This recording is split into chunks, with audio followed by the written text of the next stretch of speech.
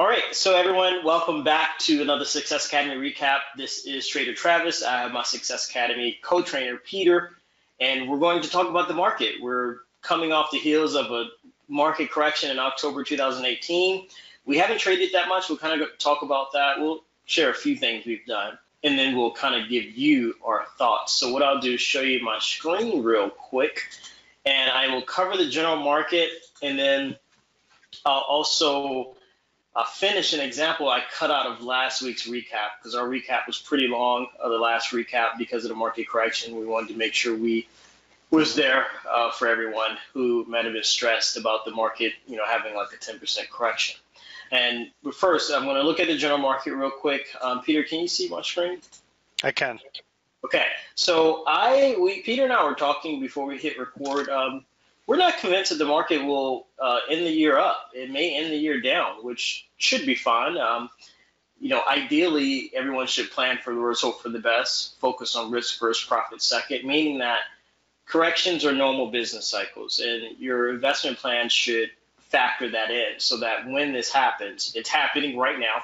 Matter of fact, here's an example. Peter said, well, it's almost like you're about to hit a car, and then you're like, oh, crap, I should put on my seatbelt. He's like, too late. You're going to hit the car. He said, you should have thought about that before you started your car. You should have put your seatbelt on before you started your car, before you started driving it. And it's that's the same way market corrections are, right? We have to think about this stuff before it happens. And that's why I want to finish my insurance example today, because I am trying. If anybody out there sells insurance, I have so much respect for you now. I always thought insurance salesmen were pests. I'm like, gosh, they have such a hard job. They're selling something no one wants, right? And here I am now selling stock market insurance, or not selling, and I'm encouraging people to buy it. So I understand now how hard an insurance salesperson's job is. But anyway, going back to the market here. Market still, it hasn't looked like it's bottomed out. It had like 3 days up movement, which probably felt emotionally good for people, but I'm not convinced it's done falling. The volume is low now today. That's a good sign. It's down today, but the volume is low, so that's a good sign. If the volume picks up towards the end of the market day, hold tight. It may have a few more days of falling before it kind of settles out, but it doesn't look like it's recovering just quite yet. So I recently sent out an email telling people how to handle market corrections as well as how to trade through market corrections.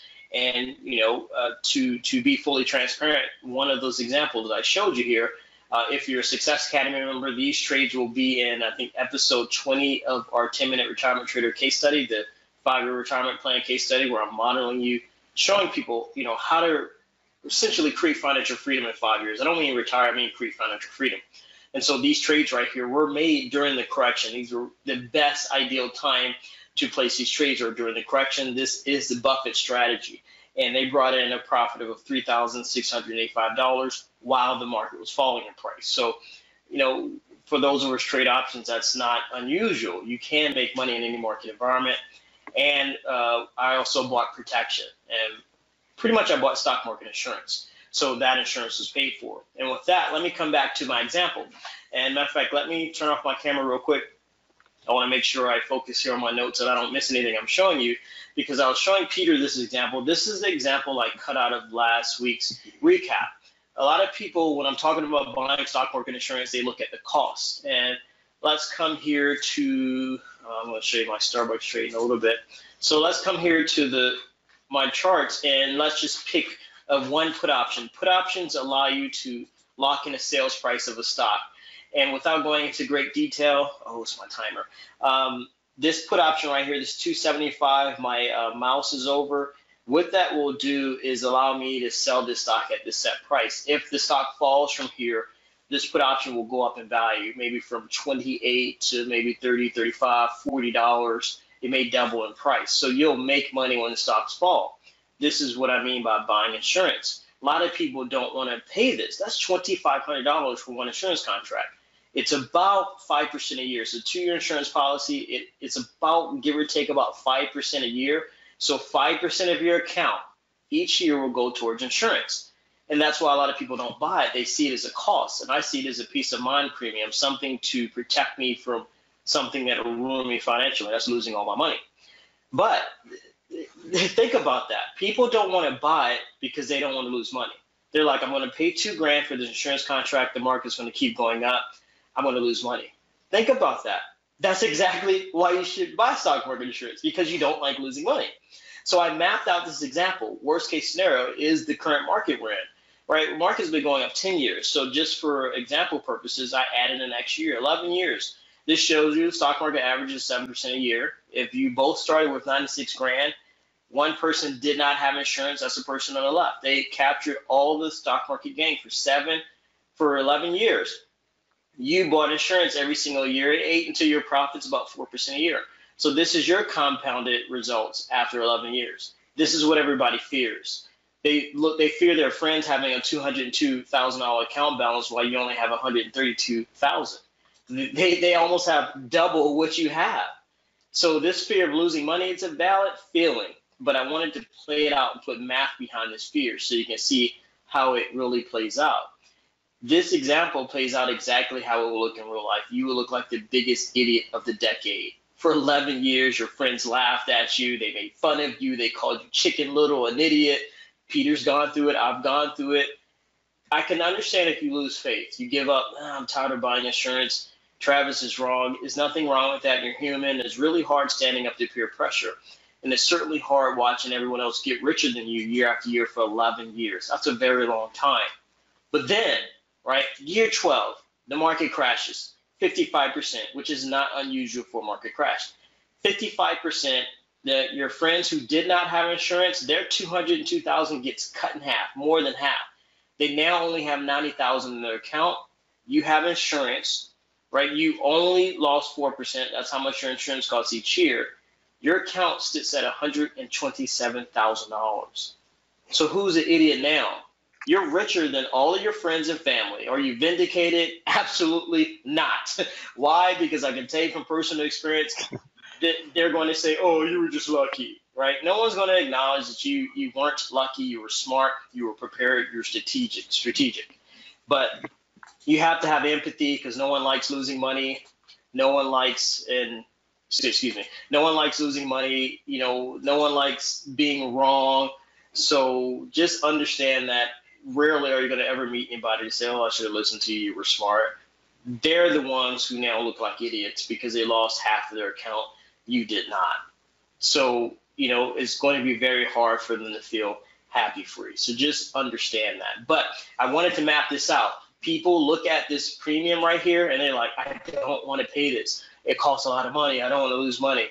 This is showing you this is why you need to buy the stock market insurance, because you don't like losing money. And again, think about this. Who would have predicted? Even I wouldn't have predicted the market would have gone up for 10 years straight. So this current market we're in is obviously worst case scenario. If you have bought insurance every year, every couple of years, yes, your account will be a lot smaller than everyone else's. But this nice party has to eventually end. The market has to eventually crash. And when it does, you want to be prepared for that. So that was an example I wanted to share everybody what it looks like when you buy insurance every year. The market never crashes. Yeah, it's exactly all that money you paid is lost. Your returns will suffer, but you carry it out a few years. When the market finally does crash, you get all that back. It's worth it. That's any insurance, life insurance, car insurance. I've been a person who's wrecked a car with no insurance. Trust me, insurance is worth it. I've been a person who lived in a family on a more traumatic level where the breadwinner dies, no life insurance. We're literally huddling in front of the oven to keep warm because we have no heat in the house. The fish tank froze. My brother reminded me of that. He's like, it was so cold in the house, our fish tank froze. Like, that's how cold it was in our house, right? So I've been on that other example where, it sucks when you don't have insurance. And forgive me if that word offends somebody, because if I had somebody like, oh, that's unprofessional. Sorry, when you're freezing to death, you don't be like, oh, this is terribly inconvenient. You're like, this sucks, right? I never want to be like this. So I just want to say that. All right, with that being said, let me go ahead and turn my camera back on now and share my camera. All right. I don't know. When I get upset, I think that's what I say. This is terribly inconvenient. Yeah. Let me turn it over to you, buddy. I'll go through mine are pretty quick because not a ton has changed here. I did want to point something out here, though. I talked about this last week, I think it was. I'll eventually start getting away from this paper trading account because I'm now trading in my live account. But I wanted to show you guys something here. So AT&T, you can see I have 3,000 shares. I really can't do any covered calls unless I go really, really far out. And I don't want to do any covered calls on it right now anyway, because I just don't want to risk losing those shares. One of the things about having this many, I don't look at this as just my money sitting idle. AT&T pays a dividend, so I'll get the dividend on that. QQQ, I'm going to look at, my positions have expired worthless basically. I had a bunch of covered calls on AT&T, they expired worthless, so I kept all that revenue. And then you can see Macy's here. This one here, they both have 14 days. Macy's has gone up, and Travis and I were kind of talking about this. And bring up my small trading account. Oops. You can see this small trading account. We talked about this. I was selling weekly cash secured puts on Macy's, and I got assigned at $39. So Macy's, if you guys were watching it, it tanked. It went all the way down to, I think it got below $30. But I didn't really worry about it. You can see I did a bunch of covered calls below my cost basis, but I managed them. They all expired worthless. The only thing you don't see in this white block here is a covered call. I have a $39 covered call. Right now, that covered call is, I can't even buy it back for a profit because Macy's is doing so well. It's almost $36. So there's a good chance that could get exercised, but that's okay because it's my cost basis. I really wanted to kind of show you guys this down at the bottom. Now, I do have a recurring monthly $250 goes into this account. But does it really matter at the end of the year how I got to my return? I don't think so. And if you guys want to argue that, go right ahead. I'll just keep all the profit. I'm at almost a 22% return on this small little trading account as things are going. Here's the number one thing I want to point out though. You can see some losses here, but you don't see massive losses. As a matter of fact, you don't see any overall losses. And that's what we always harp on. Very small trading account. You could look at some of these gains, 45 bucks. People say it's not worth it. 63 bucks, 36 bucks, 98 bucks. Those aren't sexy, right? What about that number there? $1,299. Actually, the net is $1,097 because of my commission. So that's how just a small trading account, when you're patient and you do it the right way, that's what it can play out to be looking like. So we were talking about the market going down, and to be honest with you, I wish, I said to Travis the earlier when we were talking, I kind of wish, I hope it does continue to go down. I'm sorry for those of you that might be bleeding money with the market going down. There's two reasons why I hope it continues to go down. We have short-term memories. Just 10 years ago, a decade ago, I watched my account get reduced by, I think the total number was close to 6 figures. That's a crap ton of money to lose out of a 401k. I basically came back to break even, but bottom line is I lost just about 9 years worth of trading. The reason why I like when things like this happen is because more and more people kind of get involved in our program, and our program has taught me never to go through that. And guess what? I didn't go through this past week. I didn't go through a 54% loss, or the market corrected by over 10%. I think the S&P 13%. I didn't lose any money. I lost nothing. So that's what was taught to me by the Success Academy. So most people forget about it. It happens every 8 to 9 years, just like Travis said, business cycles. If you're not planning for it, we talked about this too, and I was writing a blog post about it. If I could tell you the exact reason why the market corrected, would that make you comfortable? Would you feel better about your account that it just lost a bunch of money? And I told Travis this, I said, if the answer to that is yes, then you're trading based on emotions, not based on an actual plan. So if I don't really care why the market went down. I expect it to go down. I base my risk parameters on worst case scenario. So I'm hoping it goes down, because one of the things I did just do too is I sold another 2 contracts of AT&T cash secured puts at $27. So I hope it goes down.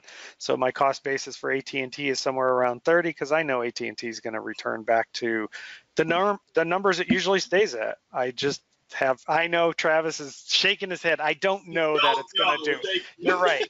I don't know for sure it's going to do that, but I'm not just rolling the dice on it doing it either. I've done my research. It's not a marijuana stock. Sorry, Michael, but it's not a marijuana stock that's banking on the government one day legalizing marijuana across the country and every other government doing it. It's an actual company that owns the market share of internet service providers. So the chances of it, well, if it goes to zero, I'll lose 20% of my cash, and you guys won't be able to see my video of it because the internet will have probably gone away because AT&T owns a majority of it. And all the lines that Verizon uses, guess who owns those and they rent them from? That's right, AT&T. So bottom line is they're a big company. There's no guarantee it'll come back, but there's a good chance it will. So the bottom line is if you're panicking or you feel that if you knew the reason why the market corrected, you'd feel better, then I highly encourage you to work on your financial education because it doesn't matter why the market goes up or down. It really doesn't. You're never going to be able to figure out when it's going to drop like a rock or go up like a rocket ship. You're never going to be able to figure it out. No one ever has. But with the right knowledge, the right education, you know exactly what to do when it happens.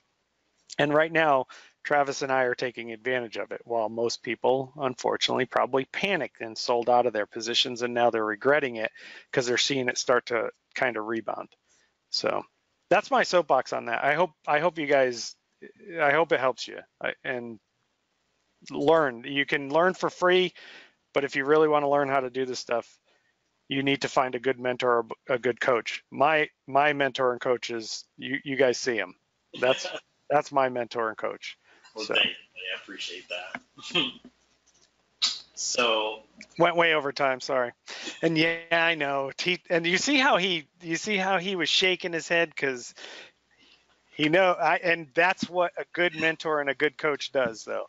He's right. I don't know, but I told you, as long as you're okay with me always being the devil's advocate, I'm fine. That's my goal. Same here. If it's language is important. So if you catch me saying things like that too, please call me out because they're blind spots. It's sort of like you said, people are freaking out. And I think you said it, or I can't remember who said it, when the market's doing great, people are making money. No one's thinking about insurance. They're not. I mean, it's a natural bias we all have. So when the bad things happen, you're completely blindsided. So that's why it's our job here to tell you, hey, you need to think about insurance before you need it. Going back to the car example, the worst time to think about your seatbelt is right when you're about to hit a car. It's too late then. So if you're freaking out, don't be a victim. Do something about it. Exercise your personal power. Like, there are things you can do. I'm not here to tell you exactly what to do, but there are things you can do. And of course, if you're a Success Academy member, we've already taught you what things to do. But you have to be in an emotionally comfortable place to be able to implement that. And I've talked about it. It's hard. Well, not hard. It's a little nerve-wracking at first, buying a stock when it's falling, training yourself to do it. But it's like firefighters who train to run into burning buildings. It gets easier over time. And as long as you prepare and you put the adequate protections in place to protect yourself from worst-case scenario. So when that's that insurance. I've heard a member just say it. Yeah, I didn't buy insurance because I thought it cost a lot, but then you helped me change my mind on that, and I bought it. Now I have complete peace of mind, and that's what it's about. It's about having that peace of mind. You have to have an investment strategy and a system in place that gives you peace of mind. That's key, because without it, you won't be able to act and do the things necessary to build wealth. That's my soapbox. So I'm done there. And last point, though, I wanted to ask you a question. Do you pay for your insurance? See, now we're getting into the secret techniques. No, but it's not a secret technique. I'm just cheap. That's what I talk about. Like, I don't know. I hate spending money, man. So it's like, I'm like always thinking, okay, how can I get this insurance at no out-of-pocket cost to me? Yeah, I'm okay paying it ultimately, but ideally I'd want someone else to pay for it. And so I come at it from different angles. So no, generally I get my insurance for free. and I come at it from like 5 different angles because I never know which one is going to pan out. So I have backups for my backups for my backups. So at the end of the day, no, my insurance usually paid for. I usually get it for free. But that's, again, what we're teaching the Success Academy. And just a real quick caveat on that, just so folks, because there's going to be someone out there that says, no way, you can't do that. It's not like Travis gets his insurance for free the day he clicks the button. Yeah, he has a strategy that's built over the time, actually a much shorter time than the insurance is going to go for, but he has a strategy. And I think we showed it in the beginning. It's about 4 to 6 weeks that we pay that insurance contract off. Yeah. I want you can do it quicker. Sometimes you can do it quicker. It depends on the premiums and what's going on. Now's like the perfect time to be able to pay them off quick because of volatility. So, but that's just something, again, one more thing why if you don't want to pay for things, it's just like there's a lot of people that don't pay retail. How do they do it? You got to figure it out, and you're not going to read a book somewhere for free figuring it out. You're going to have someone coach you through it. So, yeah, I run the numbers, and if I can. Because options have income generating strategies. Anybody who trades options know that. That's the beauty of them. They allow you to generate income all the time, no matter what the stock market does. So mine is a 6-month target. So I want to use some kind of option strategy to pay for my insurance within 6 months. That's a long time. I hope to pay it off sooner. But if it's a 2-year policy and it takes me 6 months to pay it off or to recoup the cost, I still got a year and a half of free insurance. Same concept with our house. We're selling one of our houses. It's not selling. I asked my wife, I'm like, well, what's the lowest price you'll sell it for? Even there, I don't advise anybody intentionally take a loss selling house. We're like, okay, even if we took a loss on this house, we could put the money in the market. Just using the income strategies we use right now, we'd easily recoup the loss within, about 3 or 4 months versus holding it now, not getting a sale, we're paying taxes on it, electricity, all that. So we weigh the cost. Now, if I didn't know how to trade options, I wouldn't be taking a loss. It's like, no, but I know I can put that money to use somewhere else in a more productive manner and recoup it within 4 months easily. And that's guaranteed. It's not like, oh, in theory, no. I've already mapped it. I'm like, okay, I know exactly how we can recoup the money within 4 months. So it's whether or not we want to wait or take the loss. So it's the same concept. So anyway, I'm going off on a tangent. No, that's good though. So yeah, no, that was good. All right. Well, everyone, thank you. Hey, if you all want us to cover anything else, come at this from different angles, let us know. Your feedback is always appreciated. Wherever this video is posted, you take care, and we will see you next week. Recap, hopefully, the stock market. For everyone else who doesn't have insurance, who's not protected like us, and we really do have empathy for you. Hopefully, the market has recovered a little by next week. Give you a little bit more peace of mind, give you more breathing room emotionally. So until then, you all take care. See you in the next recap. All right, take care. Bye-bye.